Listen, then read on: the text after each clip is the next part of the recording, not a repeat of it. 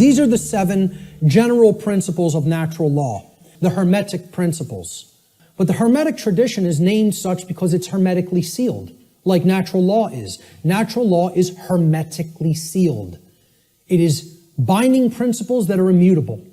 They are laws that are in operation that cannot be changed. Hence, they are hermetically sealed.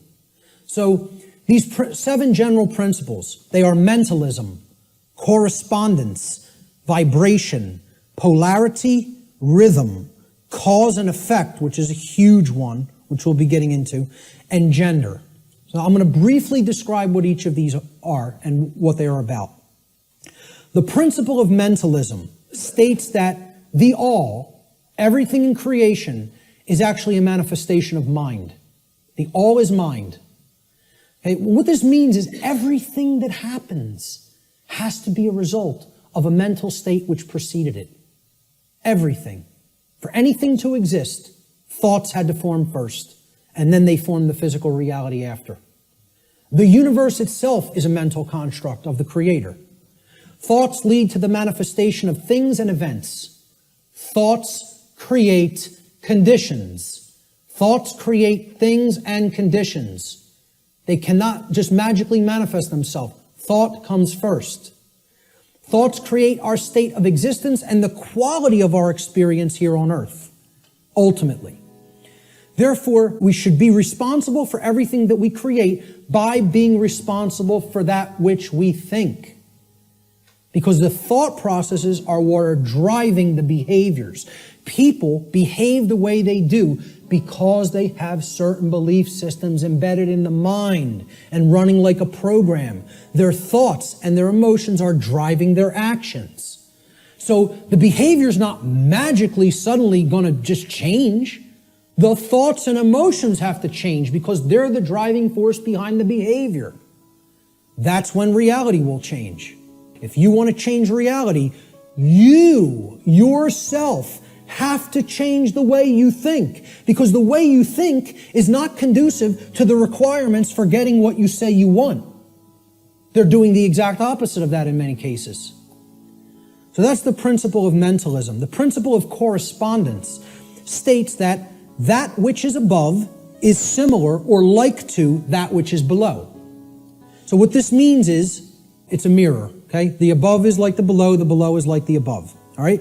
The above, in this case, is the macrocosm, okay? The laws of the very large things, okay? The laws that govern the creation which we consider is seemingly outside of ourselves. We know at the deepest level that it's not, that we're one with it, but, you know, we perceive this as out here, the laws that govern the large aspects of things. So the macrocosm, or the very large, the totality of everything, and the microcosm, which is the very small, or the individuated units that comprise the whole in their aggregate, okay? They are reflections of each other. They cannot be separated from each other. As one goes, the other goes. The universe is actually a holographic system, okay? It's a hologram is an image, okay? You pass a laser through it, and it then projects a 3D image, okay? It's like a flat image, and it projects a three-dimensional image. But the aspect, why they call it a holo, like holistic, hologram, holistic image, is if you break a hologram into multiple components by cutting it. So if I take a hologram and I cut it in 4 pieces, you don't have a quarter of the image on one part of the hologram and a quarter on the other and a quarter on the third and a quarter on the fourth. You have 4 whole images that only lose their resolution by a quarter, okay? So everything is contained in all the smaller parts, okay? That's like the reality that we're living in. Our universe is a holographic one. So the universe is inside the individual. And the entire universe is like an individual. They're reflections of each other. To know the workings of the individual will help lead us to an understanding of the macrocosmic laws. Similarly, to learn the macrocosmic laws will help us to learn the way that consciousness within the individual functions. These two things cannot be separated from each other. And once again, as I said near the beginning, that's what occulted knowledge is. The knowledge of the occult is how the microcosmic world works, which is the individuated consciousness, and how the macrocosmic world works, which is natural law. So the other part of the principle of correspondence is that our reality is also fractal in nature. Now, if you studied fractals, these are self-similar mathematical generated patterns, okay? We see this through things like Fibonacci sequence in mathematics, and this is repeated endlessly throughout nature. Okay, so you look at the structure of the atom, and it's similar to the structure of the solar system, which is similar to the structure of the galaxy. They work the same way. They look the same. You pull back enough, you'll keep seeing the same pattern repeat. Everybody ever see the movie that was done in, I think, the 1970s or 80s? It's a short, like 10-minute clip. It's called Powers of 10. Has anybody ever seen this? Yes. A couple people.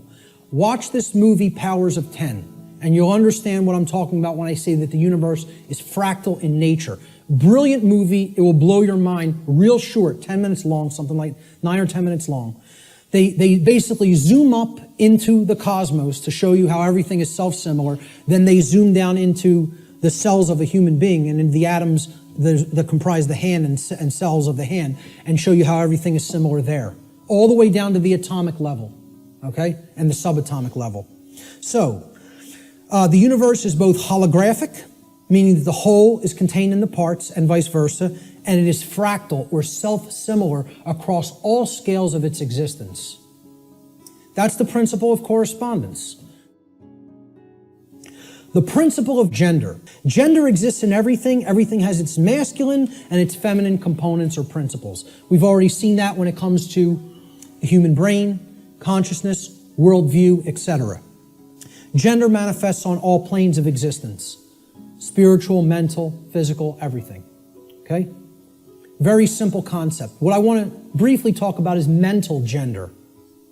Mental gender is the state of coexistence between the masculine and feminine aspects of the mind. Again, we've already looked at this. We looked at the breakdown of the physiology of the brain, at least of the higher order part of the brain, the neocortex. Our left brain hemisphere largely facilitates the masculine aspects of the mind, or the intellect, logic, analytical thought, linear thought processes, while the right brain hemisphere largely facilitates the feminine aspect, or intuition, meaning creativity, compassion, and holistic thought processes.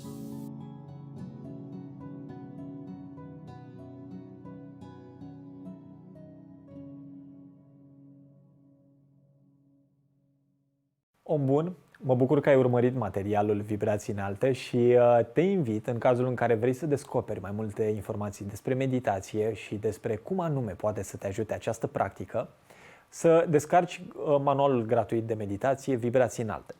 Este un material în format PDF pe care îl primești pe mail și care poate fi descărcat dacă lași adresa de e-mail pe linkul pe care îl găsești în zona de comentarii sau în descrierea acestui videoclip. Ori poți să intri pur și simplu pe vibrațiinalte.ro, te duci la rubrica resurse gratuite și accesezi de acolo manualul gratuit de meditație. În cazul în care ai făcut deja acest lucru și poate nu a sosit în căsuța principală materialul de la mine, aș vrea te rog să repeți procesul și de data aceasta să cauți și în căsuța cu spam. Este posibil să ajungă fie la spam, fie la promoții, dar cu siguranță, dacă ai scris adresa de e-mail corectă, aceasta o să fie folosită pentru a trimite manualul de meditație Vibrații Înalte. Te îmbrățișez și de-abia aștept să primesc din partea ta un mesaj cu impresiile pe care le ai vis-a-vis de acest material. Te iubesc și îți doresc tot binele din lume. La revedere!